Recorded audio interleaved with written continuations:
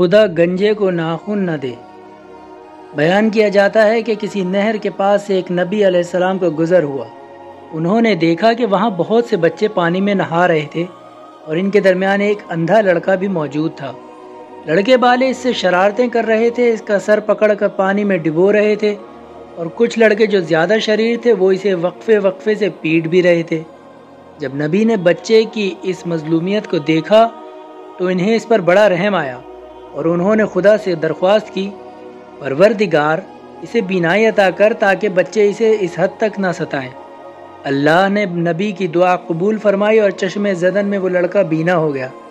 اب جیسے ہی اسے بینائی ملی، اس نے لڑکوں کو پکڑ کر پانی میں غوطے دینے شروع کیے اور تھوڑے سے وقت میں اس نے کئی بچوں کو پانی میں ڈبو کر ہلاک کر دیا۔ جب نبی علیہ السلام نے اس کی یہ خباثت کو دیکھا تو خدا سے التجا کی، پروردگار تو خود بھی یہ بہتر جانتا ہے کہ کس کو کیا دیا جائے، تیری تمام کام حکمت و عدل پر مبنی ہے۔